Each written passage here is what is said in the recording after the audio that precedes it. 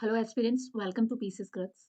तो हम कर रहे हैं इंडियन पॉलिटी और उसमें संविधान का भाग 21 हम कवर कर रहे थे लास्ट क्लास तक। उसमें हमने आर्टिकल 369, 70, 71 और 72 कर लिया था। ठीक है, आज हम करेंगे 373 ऑनवर्ड्स। और आज कोशिश करेंगे कि पूरे के पूरे संविधान का जो भाग 21 और जो 22 है वो कंप्लीट कर लिया जाए। काफ़ी दिन हो गए लास्ट क्लास को हुए, क्योंकि मैं थोड़ी-सी बिज़ी थी, तो ये लास्ट क्लास मैंने कंपाइल की है, कोशिश की है कि आज मैं इसको कंप्लीट कर दूँ संविधान को। और फिर इसके बाद हम जो इम्पोर्टेंट टॉपिक्स हैं, पॉलिटी से ही रिलेटेड, पहले उनको कवर करेंगे। जस्ट उसके बाद हम फिर करंट टॉपिक्स शुरू कर देंगे रिगार्डिंग टू पॉलिटिकल इश्यूज़, ठीक है? जो भी बर्न्ड इश्यूज़ अभी चल रहे हैं, जो भी एग्ज़ामिनेशन पॉइंट ऑफ व्यू से इम्पोर्टेंट हो जाते हैं, वो हम कवर करेंगे नेक्स्ट क्लास से। तो चलिए आज हम स्टार्ट करते हैं आज की क्लास पार्ट 21 के बचे हुए यानी कि शेष आर्टिकल्स। ठीक है, सारे के सारे जितने भी आर्टिकल्स अभी हम पढ़ेंगे पार्ट 21 और 22 में, वो इतने ज़्यादा रेलेवेंट नहीं है, बट आपको पता होना चाहिए कि कौन सा आर्टिकल किससे एसोसिएटेड है, किससे रिलेटेड है, क्या था उनमें। ठीक है, जिससे कि आपको एक दायरा मिल सके कि संविधान हमारा किन चीज़ों को छोड़ आया है, किन चीज़ों को अडॉप्ट किया है और किन चीज़ों में चेंजेस हुए हैं। वो तभी आपको जानकारी होगी जब आप उनको एक बार ज़रूर पढ़ेंगे। ठीक है, तो चलिए स्टार्ट करते हैं विद आर्टिकल 373। तो आर्टिकल 373 बात करता है जो नज़रबंदी अ, यानी निवारक निरोध है, उससे संबंधित जो मामले थे, कुछ मामले स्पेशली, तो राष्ट्रपति को कुछ मामलों में निवारक निरोध यानी कि नज़रबंदी के तहत व्यक्तियों के संबंध में आदेश जारी करने की शक्ति देता है। यानी जो नज़रबंद लोग हैं, उनके संबंध में आदेश जो जारी करने की शक्ति है, वो राष्ट्रपति को देता है आर्टिकल 373। जब तक कि संसद द्वारा अनुच्छेद 22(7), जैसे कि आपको पता है अनुच्छेद जो 22 है, स्वतंत्रता का अधिकार जो है हमें, हमारा फंडामेंटल राइट है, ठीक है? तो उसमें आर्टिकल ना 19 से 22 का ज़िक्र है, ठीक है? तो आर्टिकल जो 22 है वो निवारक या निवारक निरोध से रिलेटेड है या नज़रबंदी से रिलेटेड है। तो उसी के तहत उसी का जो सब पार्ट है 22 सब पार्ट 7 में, उसके तहत अगर संसद ने कोई कानून नहीं बनाया है नज़रबंदी से रिलेटेड या संविधान के प्रारंभ से 1 वर्ष पूरा नहीं हो जाता तब तक, ठीक है? तो संविधान का प्रारंभ यानी कि 1950 26 जनवरी ये प्रारंभ हुआ, ठीक है, लागू होने का। तो उससे 1 वर्ष पूरा नहीं हो जाता तब तक राष्ट्रपति को अधिकार है, ठीक है? या तो संविधान की शुरुआत से लेकर 1 वर्ष पूरा होने तक की स्थिति में, या अगर संसद ने कोई कानून बना दिया हो तो ऐसी स्थिति में, तब राष्ट्रपति के पास ये आदेश जारी करने की शक्ति नहीं होगी। अदरवाइज़ राष्ट्रपति के पास कुछ मामलों में निवारक निरोध के तहत व्यक्तियों के संबंध में आदेश जारी करने की शक्ति इस आर्टिकल के थ्रू राष्ट्रपति को मिलेगी। ठीक है? आपको आई होप समझ आ गया होगा। जैसे कि एक एग्ज़ाम्पल भी मैंने यहाँ पे डाला हुआ है। यदि किसी संदिग्ध व्यक्ति को हिरासत में लिया गया है, ठीक है? उस समय तक संसद में कोई कानून नहीं बना गया। यानी कि संदिग्ध व्यक्ति है लेकिन कानून नहीं बनाया हुआ संसद ने, तो ऐसी स्थिति में प्रेसिडेंट जो है वो कानून के अभाव में एक आदेश जारी कर सकते हैं। अब जो ये आदेश है बेसिकली ये भी आपको पता होगा कि भाई किसके कहने पर करेंगे प्रेसिडेंट? सरकार के कहने पर करेंगे। तो क्योंकि अभी संसद में वो कोई कानून इससे रिलेटेड बना नहीं है, लेकिन सरकार बनाना चाहती है या अभी उसको टाइम नहीं मिला है पूरा का पूरा, है ना? अभी 1 वर्ष भी नहीं बीता है। तो ऐसे सिचुएशन में क्या होगा, प्रेज़िडेंट के थ्रू एक तरह से नियम बनाने का जो ज़िक्र है, वो आर्टिकल 373 में किया गया है कि प्रेज़िडेंट चाहे तो आदेश जारी कर सकते हैं ऐसी स्थिति में, अगर कानून ना भी हो यानी कि कानून की एब्सेंस में भी, क्योंकि जब शुरुआत हुई थी संविधान बनने की, उस वक़्त इससे रिलेटेड कोई प्रावधान नहीं था। तो इसलिए आर्टिकल 373 में ये प्रावधान किया गया कि राष्ट्रपति को कुछ शक्तियाँ दी जाए जिससे कि देश की जो सुरक्षा है, क्योंकि निवारक नज़रबंदी जो आने वाली यानी कि फ्यूचरिस्टिक अ, टाइम में यानी कि भविष्य में कोई गतिविधि ना हो जो कि इल्लीगल हो या देश के लिए भय या देश के लिए एक थ्रेट बनकर निकल सकती है, तो उससे बचने के लिए नज़रबंदी की प्रक्रिया शुरू की जाती है ना? तो जब हमारा संविधान उस वक़्त लागू नहीं हुआ था, तो हमें पता नहीं था कि किस तरह की क्या चीज़ें बननी है, तो इसलिए एक टाइम पीरियड दिया गया था, एक टाइम बाउंड था। इसलिए आर्टिकल 373 में अगर ऐसी सिचुएशन कोई इस दौरान आ जाती है, तो क्या होगा, वो राष्ट्रपति को एक शक्ति देता है आर्टिकल 373 कि भई वो अपने हिसाब से, या आपको पता ही है कि राष्ट्रपति किसके हिसाब से, सरकार के हिसाब से करेंगे ना काम जितने भी हैं, क्योंकि हेड ऑफ द स्टेट बेशक राष्ट्रपति हो, लेकिन head of the government is prime minister and his council of ministers, ठीक है? तो एक तरह से ये शक्ति इनडायरेक्टली सरकार को ही दी जा रही है कि अगर इस तरह के एब्सेंस रहे या इस तरह के एब्सेंस में मतलब कानून की एब्सेंस रहे, तो संसद अगर नहीं भी बैठी है, नहीं भी कोई कानून बना पाई है, तो भी राष्ट्रपति के थ्रू कंट्रोल कर सकती है ऐसी सिचुएशंस को। तो ये आर्टिकल 373 में मेंशन किया हुआ है। आई होप अब आपको समझ आ गया होगा। उसके बाद है आर्टिकल 374। आर्टिकल 374 एक संक्रमणकालीन अनुच्छेद था। संक्रमणकालीन आपको पता ही है कि जो अभी सिचुएशन है और जो फ्यूचर में सिचुएशन आने वाली है ना? यानी कि एक से नेक्स्ट सिचुएशन पर पहुँचने के लिए जो बीच का जो टाइम है, उसको क्रॉस करना वही संक्रमणकालीन होता है, वही संक्रमण होता है, ठीक है? ये बिल्कुल वैसे ही है, आपको बीमारी के थ्रू अगर मैं बताना चाहूँ तो कि जैसे कि कोई बीमार है व्यक्ति, ठीक है? अभी वो उसने दवा वगैरह ले ली है या स्टार्टिंग आप बोल सकते हो कि स्टार्टिंग सिचुएशन हो गई है, उसको सिम्पटम्स वगैरह दिख रहे हैं और लास्ट स्टेज है उसकी इधर जाके कि वो इम्प्रूवमेंट है। तो जो शुरुआत होती है और उस तक जब तक वो ठीक होता है, जो बीच का जो पीरियड होता है जिसमें कि वो एक हाई लेवल तक पहुँचता है अपनी बीमारी के, फिर उसके बाद वो धीरे-धीरे करके वो इम्प्रूवमेंट की तरफ बढ़ता है। तो वो संक्रमणकालीन चीज़ है, यानी कि एक चेंज की तरफ बढ़ता है उसका शरीर, ठीक है? तो अगर हम इसको कानून के रूप में देखें, तो एक संक्रमणकालीन का मतलब हो गया यहाँ पे कि भई अभी क्योंकि हमारा देश आज़ाद हुआ है, ठीक है? तो इससे रिलेटेड जो पहले पूर्व के जो कानून थे, उसमें से नेक्स्ट जो संविधान हमारा नया बना है, उसमें जो नए प्रावधान हुए हैं, उसमें कूदने के लिए एक टाइम पीरियड की ज़रूरत पड़ेगी। तो इसलिए कुछ अनुच्छेदों को जोड़ा गया, जिससे कि एकदम से सडन चेंज महसूस ना किया जा सके, बल्कि उसमें धीरे करके इस तरह से कन्वर्जन हो जिससे कि ज़्यादा मतलब एकदम से अचानक वाले बदलाव में क्या होता है कि कई बार नर्वसनेस या हो सकता है कि वो जो नया कानून है वो एप्रोप्रिएट है या नहीं है या वहाँ तक जाने के लिए लोग तैयार है कि नहीं है उस कानून तक। तो उनको वहाँ तक पहुँचाने के लिए कुछ जो प्रावधान है वो संक्रमणकालीन प्रावधान के रूप में डाले गए थे, ठीक है? इसलिए संक्रमणकालीन अनुच्छेद कहलाए वो। आई होप अब आपको समझ आ गया होगा। 26 जनवरी 1950 को संविधान लागू होने पर संघीय न्यायालय के जो न्यायाधीश हैं और जो लंबित मामलों के संबंध में प्रावधान करता था। यानी कि एक तरह से जो हमारे जो न्यायाधीश हैं उनको या जो भी हमारे गवर्नमेंट के ऑफिशियल्स थे, उनको बदला नहीं गया। अगर आपको ये लग रहा है कि जिस तरह से अंग्रेज़ जो चीज़ें छोड़कर गए थे, उनको बिल्कुल पूरी तरह से चेंज कर दिया था, वैसा नहीं हुआ था, बल्कि उन ऑफिशियल्स को ही हमारे जो नए संविधान के अकॉर्डिंग जो भी जो भी डेज़िग्नेशंस प्रोवाइड किए गए, उनको वहाँ से उठाकर उधर उनके सिर्फ़ डेज़िग्नेशंस चेंज कर दिए गए, कुछ मामलों में तो वो भी नहीं हुए थे, ठीक है? तो जो न्यायालय थे ऑलरेडी, उन्हीं के जो न्यायाधीश थे, उन्हीं को ही लाया गया, ठीक है? जैसे संघीय न्यायालय के न्यायाधीश हो और जो लंबित मामले थे, वो भी एज़ इट इज़ ही रखे गए। तो कहने का मतलब है वो सारी चीज़ें एज़ इट इज़ ही रखी गई, इसलिए ये संक्रमणकालीन अनुच्छेद के थ्रू किया गया, ठीक है? स्वतः ही सर्वोच्च न्यायालय के जो न्यायाधीश थे, यानी कि जो संघीय न्यायालय न्यायाधीश थे, पहले जो हमारा सुप्रीम कोर्ट था, वो सुप्रीम कोर्ट नहीं था, संघीय न्यायालय कहलाता था, ठीक है? तो वहाँ के जो न्यायाधीश थे, तो संघीय अब क्या बन गए, सर्वोच्च न्यायालय बन गए, तो वो तो यहाँ के न्यायाधीश बन गए और जो लंबित मामले थे जो संघ में, वो अब कहाँ पर आ गए, सुप्रीम कोर्ट में आ गए, ठीक है? तो एज़ इट इज़ सिर्फ़ नाम बदला और इसके अलावा कुछ नहीं हुआ, ठीक है? तो ये सारी चीज़ें यानी जो सुप्रीम कोर्ट के न्यायाधीश हैं, संघीय न्यायालय के जो न्यायाधीश रहे थे, वो बन गए, ठीक है? और जो लंबित मामले थे संघीय न्यायालय में, वो सुप्रीम कोर्ट में शिफ्ट हो गए। ये बात करता है आर्टिकल 374। अब बात करते हैं आर्टिकल 375 की। आर्टिकल 375 जितने भी न्यायालय थे भारत में या प्राधिकरण यानी कि ट्रिब्यूनल्स थे और जो ऑफिशियल्स थे, संविधान के प्रावधानों के अधीन रहते हुए यानी कि जो नया संविधान हमारे देश में आया था, उनके अधीन रहते हुए अपने-अपने कार्य करते रहेंगे। यानी कि उनकी जो जॉब थी संविधान के लागू होने से पहले उनको एज़ इट इज़ रखा गया। ये बात करता है आर्टिकल 375, ठीक है? उसके बाद आर्टिकल 376। तो देखिए, ये आपको स्पष्ट रूप से इस तरह की जब कई बार कन्फ्यूजन होती है कि भई पहले के जो ऑफिशियल्स थे, बाद में जो भी जब संविधान लागू हुआ, उसके बाद क्या चेंजेज़ आए होंगे हमारे एडमिनिस्ट्रेशन में या हमारी जो बाकी की जो व्यवस्थाएँ थी, उनमें क्या चेंजेज़ आए होंगे? तो हमारे दिमाग में कई बार इस तरह के क्वेश्चन्स इधर-उधर घूमते हैं। तो उन सारे क्वेश्चन्स का जवाब ये आर्टिकल्स दे रहे हैं, आई होप आपको समझ आ रहा है। आर्टिकल 376 आर्टिकल 376 बात करता है उच्च न्यायालय के न्यायाधीशों के बारे में। देखिए, आर्टिकल 374 बात कर रहा था सर्वोच्च न्यायालय के न्यायाधीशों के बारे में। अब आपको पता है, जब अंग्रेज़ थे, उस वक़्त हमारे उच्च न्यायालय ऑलरेडी अ, अस्तित्व में थे।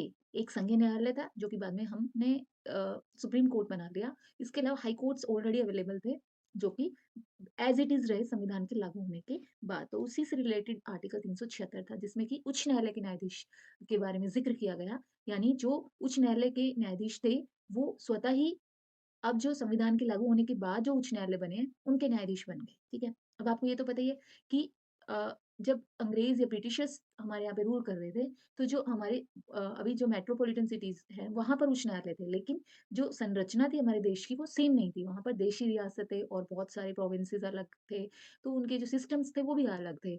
लेकिन जब संविधान लागू हुआ, तो बिल्कुल पूरे तरह की जो संरचना थी देश की, चाहे वो एरिया वाइज़ हो, चाहे वो स्टेट वाइज़ हो, ठीक है? चाहे वो नाम से रिलेटेड बात हो या उस पर्टिकुलर जो उच्च न्यायालय, उसकी संरचना से रिलेटेड हो।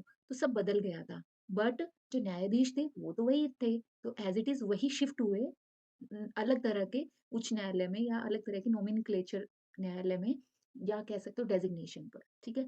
तो आर्टिकल 376 बात करता है उच्च न्यायालय के न्यायाधीशों के बारे में जो स्वतः ही उच्च न्यायालय के न्यायाधीश बन जाते हैं, पदोन्नति के पात्र भी एज़ इट इज़, ठीक है? जो पहले अ एक तरह से प्रक्रिया अपनाई जाती थी पदोन्नति के लिए, वही अभी भी अपनाई जा रही थी। लेकिन इसमें एक ध्यान रखने वाली बात है, ये जो पदोन्नति की पात्रता है, ये सिर्फ़ जो परमानेंट यानी कि जो परमानेंट न्यायाधीश थे, उनके लिए थी, ठीक है? कार्यवाहक और अतिरिक्त न्यायाधीश के लिए यहाँ पर जगह उस तरह से नहीं थी कि वो पदोन्नति के पात्र भी रह सकें, ठीक है? उसके बाद है आर्टिकल 377। देखो ये आर्टिकल 377 और धारा 377 जो आईपीसी की थी, उसमें लोग बहुत कन्फ्यूज़ होते थे। आपको पता है ये जो धारा आईपीसी की जो 377 थी, वो वो रिलेटेड थी एलजीबीटीक्यू से, ठीक है? तो इसका और उसका कोई ताल्लुक नहीं है, सिर्फ़ ये 377 एक जैसा-सा लगता है इसलिए कन्फ्यूज़न होता है। अदरवाइज़ ये और ये बहुत ही एक-दूसरे से डिफरेंट चीज़ें हैं, ठीक है? तो अभी जो आर्टिकल 377 है वो निष्क्रिय अनुच्छेद है, यानी कि अभी वो यहाँ पर संविधान में निष्क्रिय रूप में पड़ा हुआ है। इट मीन्स ये खाली पड़ा हुआ है अब, है ना? पहले इसमें क्या था सीएजी के प्रारंभिक पद से थे, यानी कि सीएजी से रिलेटेड आर्टिकल था। उसके बाद ये अभी फ़िलहाल की बात की जाए तो निष्क्रिय है, ठीक है? बहुत सारे जो आर्टिकल हैं, वो भाग 21 और 22 में वो सारे निष्क्रिय हो चुके हैं, बहुत सारे। वो इसलिए क्योंकि जो सिचुएशंस थी, जैसे कि आपको पता है कि 7th जो हमारा संविधान संशोधन था, ठीक है? उसमें क्या हुआ 1956 में कि 4 टाइप के जो हमारे राज्य थे, उन सब का पुनर्गठन होकर 2 टाइप के बने, ए और डी टाइप के, ठीक है? ए, बी, सी को एक साथ कर दिया गया और जो डी यानी कि यूटीज़ बने, ठीक है? और ए स्टेट्स बन गए। तो जो पुनर्गठन हुआ 7th जो संशोधन हुआ संविधान का 1956 में, उससे जो बहुत सारे जो आर्टिकल्स थे वो इर्रेलेवेंट हो गए। इसीलिए आपको दिखेगा ज़्यादातर जगह 7th संविधान संशोधन के बाद चेंजेज़ या ये निष्क्रियता आपको दिखेगी अनुच्छेदों में, ठीक है? तो आपको ये ध्यान रखना है। आर्टिकल 378 की बात कर लेते हैं अब। ये बात करता है लोक सेवा आयोगों से संबंधित यानी कि जो पब्लिक सर्विसेज़ जो कमीशंस हैं, उनसे संबंधित बात करता है आर्टिकल 378।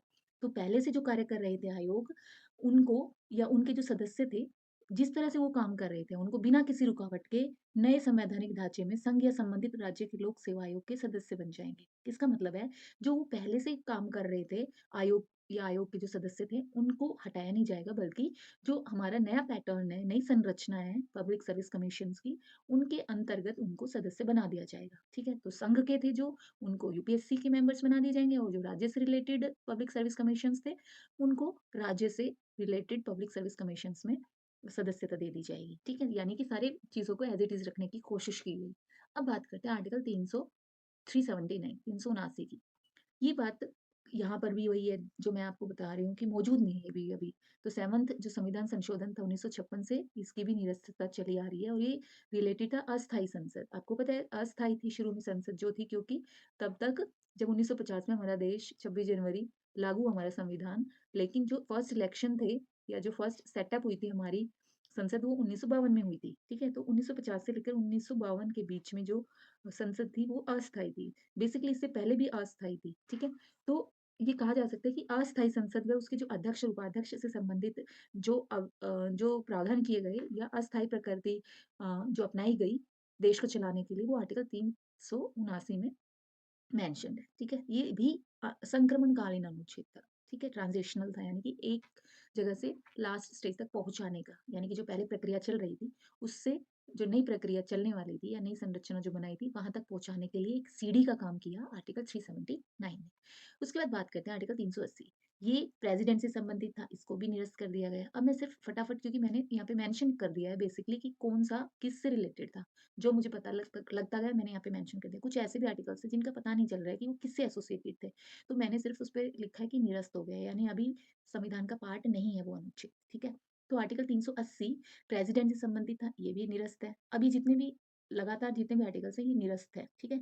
381 भी निरस्त है और ये सारे 7th कॉन्स्टिट्यूशनल अमेंडमेंट से निरस्त हुए हैं, ठीक है? 382 भाग का राज्यों के अस्थायी विधानमंडल के लिए था, क्योंकि आपको पता है भाग 4 थे, भाग का, ख, ग और घ। तो भाग का के जो राज्य थे उनके भी अस्थायी विधानमंडल, जिस तरह से अस्थायी संसद थी उसी तरह से विधानमंडल भी अस्थायी थे। तो इसलिए ये आर्टिकल 382 में मेंशन था, ठीक है? 383 और 384 राज्यपालों से संबंधित था, ठीक है? ये 7th अमेंडमेंट में ये भी खत्म हो गया। उसके बाद है आर्टिकल 385। आर्टिकल 385 भाग खा के जो राज्य थे, उनमें भाग खा के राज्यों में अगर आपको पता हो, तो वो पूर्व रियासतों से संबंधित सारे राज्य उसके अंदर शामिल थे। तो उनके जो विधानमंडल थे, उनसे रिलेटेड आर्टिकल 385 बात करता था। ये भी एक तरह से अस्थायी विधान पालिकाओं की बात या विधानमंडलों की बात की यहाँ पर हुई थी। तो इसलिए ये भी निरस्त कर दिया गया। 386 में भी विधान परिषदों के लिए था ये, ठीक है? ये विधानमंडल के लिए और ये विधान परिषदों के लिए था। भाग खा से रिलेटेड थे 85 और 86। आप इस तरह से याद रख सकते हैं।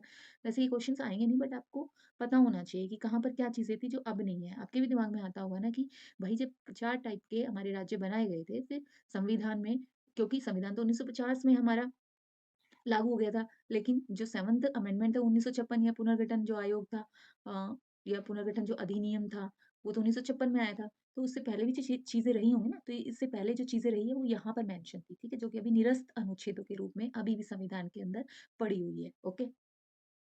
अब बात करते हैं आर्टिकल 387 की। आर्टिकल 387 चुनाव के प्रयोजनों के लिए जनसंख्या निर्धारण करने से संबंधित था, ठीक है? ये भी निरस्त है अभी। 388 अस्थायी संसद और अस्थायी विधानसभाओं में आकस्मिक रिक्तियों से संबंधित था। अब देखिए, यहाँ पर एक साथ कर दिया इन्होंने अस्थायी संसद और अस्थायी विधानसभा, क्योंकि इसमें एक ही पॉइंट है जो कॉमन आ रहा है, वो है जो अस्थायी रिक्ति है उससे संबंधित था। उनको भरने के लिए प्रेसिडेंट के द्वारा भरने का प्रावधान किया गया था आर्टिकल 388 में, जो कि अभी निरस्त है, ठीक है? उसके बाद है आर्टिकल 389। आर्टिकल 389 डोमिनियन जो विधानमंडल है उनके लिए और जो प्रांत है, जो ब्रिटिश गवर्नमेंट के अंडर थे, जो विदेशी प्रांत थे वो, और जो देशी रियासतें थी, ठीक है?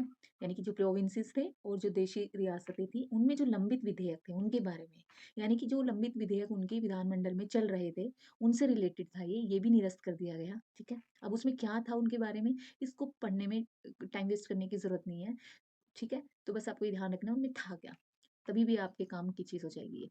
फिर है आर्टिकल 390। 390 बात करता था वित्तीय लेन-देन से संबंधित, ठीक है? अब यहाँ पे याद रखना 90, 90 का याद रखना, वित्तीय लेन-देन से संबंधित है, ये भी निरस्त हो गया है। 391 ये भी निरस्त हो गया है। प्रेसिडेंट को पहली व चौथी अनुसूची में संशोधन करने की शक्ति, वो इसलिए दी गई थी क्योंकि आपको पता है पहली जो है वो क्षेत्र से रिलेटेड है, ठीक है? राज्य और राज्य क्षेत्र से, और चौथी जो है राज्यसभा की सीट से रिलेटेड है। तो एक तरह से राज्य से रिलेटेड थी, और जब भाग क, ख, ग और घ पहले थे, इसलिए उनकी सिचुएशंस भी अलग थी। जैसे ही पुनर्गठन अधिनियम आया, या 7th जो संविधान संशोधन एक्ट आया 1956, तो उससे सिचुएशन चेंज हो गई। तो इसलिए अब इनकी ज़रूरत नहीं रही, इसलिए इसको निरस्त कर दिया गया, ठीक है?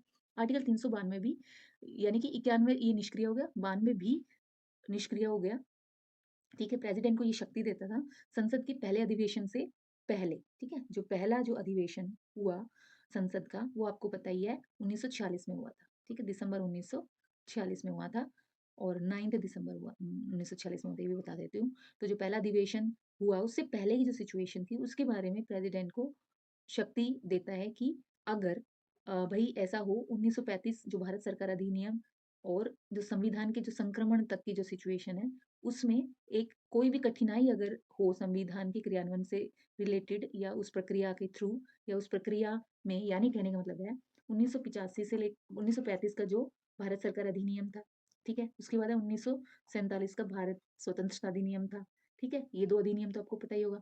तो यहाँ से लेकर 1950 का जो संविधान जो हमारा था, जो लागू हुआ था, यानी 1935 से 1950 तक, ये जितने भी प्रावधान यहाँ पे क्रियान्वित किए गए थे, उनको 1950 का जो नया संविधान था, उसमें एसिमिलेट करने के लिए कोई भी कठिनाई अगर आती है, तो प्रेसिडेंट को शक्ति है कि वो उनसे रिलेटेड कुछ भी वो बना सकते हैं नियम, कायदे, ठीक है? ये उससे रिलेटेड था 392 में। ये भी अब निरस्त हो गया है, ये आपको ध्यान रखना है। अब बात करते हैं पार्ट 22 की। तो आई होप आपको पार्ट 21 समझ आ गया होगा। एक बार क्विक रिवीजन कर लेते हैं कि कौन-कौन से आर्टिकल्स हैं और क्या हालत या किन चीज़ों से वो रिलेटेड है, जिससे कि आपको ईज़ी महसूस हो। तो देखिए, आर्टिकल 373 में राष्ट्रपति को कुछ मामलों में निवारक निरोध यानी नज़रबंदी के तहत व्यक्तियों के संबंध में आदेश जारी करने की शक्ति आर्टिकल 373 देता है अनुच्छेद 22 7 के तहत, ठीक है? उसके बाद है आर्टिकल 374, ये बात करता है संघीय न्यायालय के जो न्यायाधीश हैं उनको सुप्रीम कोर्ट के न्यायाधीश में कन्वर्ट करने के लिए। फिर 375 बात करता है कि जितने भी देश के न्यायालय हैं उनको या जो ट्रिब्यूनल्स हैं या ऑफिशियल्स हैं उनको किसी भी तरह से रोका ना जाए, बल्कि वो नए संविधान के प्रावधानों के अधीन रहते हुए अपने अपने कार्य करते रहेंगे, यानी कि उनको हटाया ना जाए। 376 बात करता है उच्च न्यायालयों के न्यायाधीशों के बारे में, यानी कि वो भी एज इट इज स्वतः ही उच्च न्यायालयों के न्यायाधीश बने रहेंगे। आर्टिकल 377 निष्क्रिय, जो कि सीएजी के बारे में था। आर्टिकल 378 लोक सेवा आयोगों के बारे में था कि उनके सदस्य को, जो आयोगों की जो प्रोसेस है, जो प्रावधान हुए थे उनको एज इट इज रखा जाए।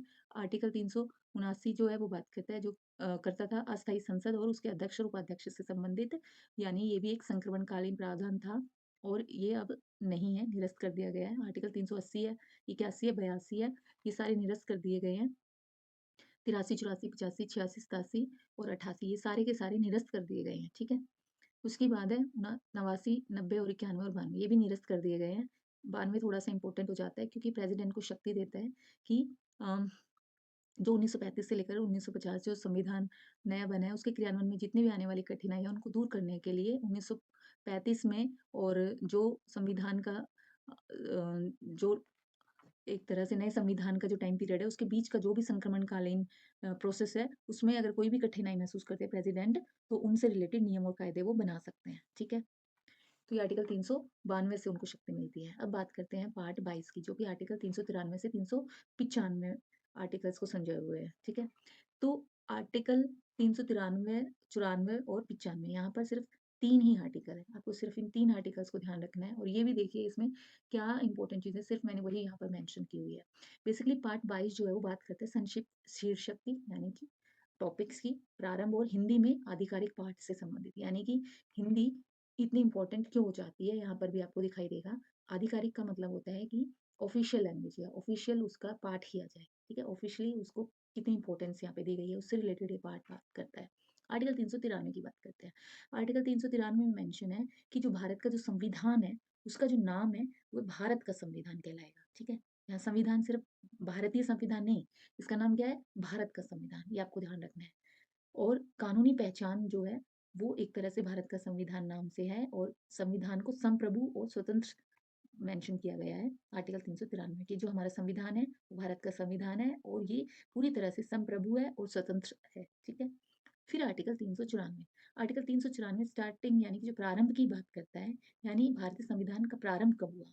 तो भारतीय संविधान आपको पता होगा कि 26 नवंबर 1949 में ये अधिकृत हो गया था, ठीक है? अधिकृत भी हो गया था और ये ग्रहण भी हो गया था, ठीक है? अधिग्रहण कहते हैं जिसका पूरा अधिग्रहण भी कर लिया गया था, जो संविधान सभा है उसके द्वारा। तो कुछ जो इसके प्रोविजंस थे वो तत्काल लागू कर दिए गए थे और कुछ का जब हमारा जो संविधान है लागू हुआ था 26 जनवरी 1950 तब से लागूकरण हुआ था, ठीक है? तो आपको ध्यान रखना है कि तत्काल लागू कौन-कौन से अनुच्छेद हुए। तो 5, 6, 7, 8, 9 ये आपको याद होंगे, ये हमारी नागरिकता से संबंधित है, ठीक है? तो क्योंकि आपको पता है कि देश जो है वो विभाजन से गुजरा था और काफ़ी इस एरिया में यानी कि विभाजन की वजह से नागरिकता का बड़ा इश्यू चल रहा था, तो इसलिए इसको तत्काल या जल्दी ही लागू कर दिया गया। इम्प्लीमेंटेशन तक का वेट नहीं किया गया, ठीक है? इसलिए आपको ध्यान रह सकते हैं। वैसे 10 और 11 भी है लेकिन वो बाद में जुड़े थे। उनके मतलब उनसे रिलेटेड देश के अंदर जो नागरिक थे उनसे रिलेटेड उसमें प्रावधान किए गए थे, तो वो इतने इम्पोर्टेंट नहीं थे लागू करने, तो इसलिए 5, 6, 7, 8, 9 को ही लागू किया गया तत्काल रूप से, ठीक है? फिर आर्टिकल 60, ठीक है? आर्टिकल 60 आपको पता है ये राष्ट्रपति से रिलेटेड था। 324 जो है आपको पता है चुनाव आयोग से संबंधित, ठीक है?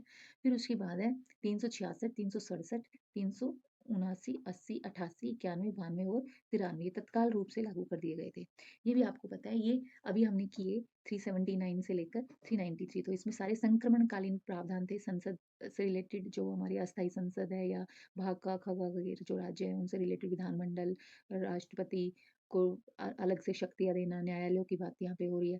तो ये बहुत सारी जो चीज़ें हैं यहाँ पर जुड़ी हुई है। आर्टिकल 393 में अभी हमने पढ़ा कि भारत का जो संविधान है वो भारत का संविधान या हम संप्रभु और स्वतंत्रता के प्रतीक के रूप में इसको जानेंगे, ये यहाँ पर मेंशन किया गया है, ठीक है?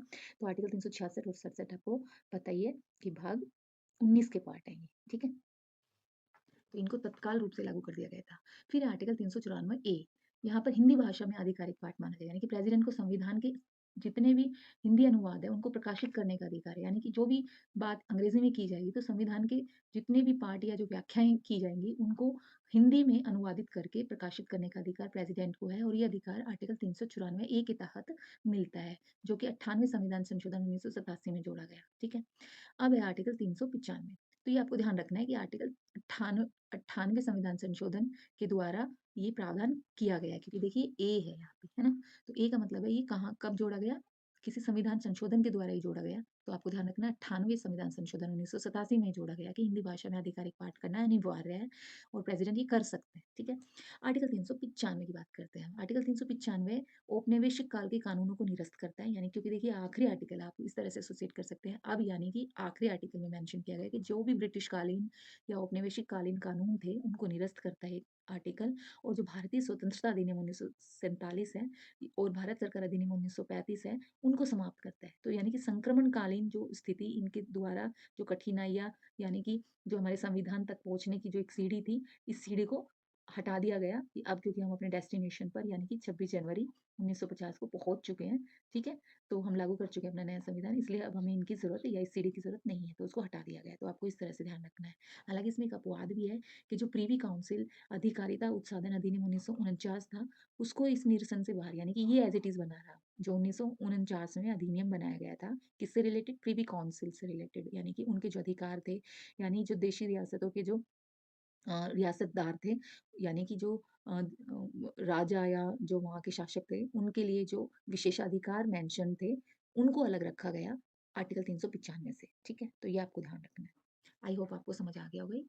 तो आज की जो क्लास है वो यहीं तक। नेक्स्ट क्लास में हम इससे रिलेटेड जो संविधान के कुछ जो इम्पोर्टेंट चीज़ें, संविधान के इतर भी बहुत सारी चीज़ें इंडियन पॉलिटी में इम्पोर्टेंट हो जाती है, तो उनमें से कोई भी एक टॉपिक लेकर मैं आऊँगी नेक्स्ट क्लास में, और जल्दी हम मिलेंगे नेक्स्ट क्लास में।